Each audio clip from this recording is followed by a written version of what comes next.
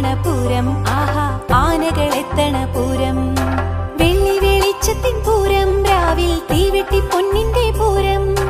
ഉണ്ണിക്കറിയേണ്ട പൂരം എന്താണമ്മ പറഞ്ഞു തരാലോ. പൂരവിശേഷം പറഞ്ഞാൽ ഉണ്ണിക്ക് അത്ഭുതമാനന്ദം തോന്നും. പൂരവിശേഷം പറഞ്ഞാൽ ഉണ്ണിക്ക് അത്ഭുതമാനന്ദം തോന്നും.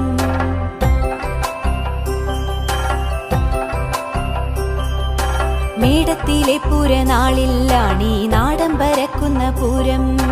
തമ്പുരാൻ ശക്തനാണല്ലോ പൂരം നമ്മൾക്കു നൽകിയ ശ്രീമാൻ. പൂരത്തിൽ ഘടകങ്ങളെട്ട് എട്ടും ഇങ്ങനെയാകുന്നു മട്ട്. അയ്യന്തോൾ പനമുക്കും പിള്ളി, ലാലൂർ കണിമംഗലം കാരമുക്ക്, ചൂരക്കോടും ചെമ്പുക്കാവും പിന്നെ നെയ്തലക്കാവുമുണ്ടല്ലോ.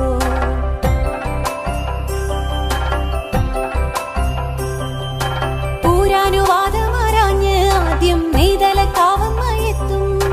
ഗോപുരം തെക്കു തുറക്കും, പിന്നെ കണിമംഗലം ശാസ്താവെത്തും. പിന്നെ വരും പൂരമെല്ലാം ഓരോന്നായി പിറകെ പിറകെ. പഞ്ചവാദ്യത്തിൻ തിമിർപ്പിൽ ഉണ്ണി കാണാം മഠത്തിൽ വരവ്. തിരുവമ്പാടി പൂരമാണേ ഉണ്ണി കണ്ടു കണ്ടാനന്ദം കൊള്ളാം.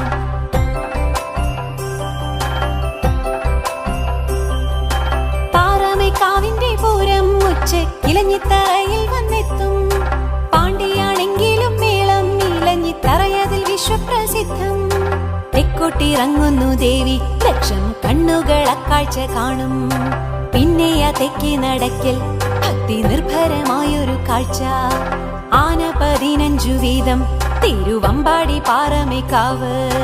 ദേവി മുഖാമുഖം നിന്ന് കൂടിക്കാഴ്ച നടത്തുന്ന പൂരം.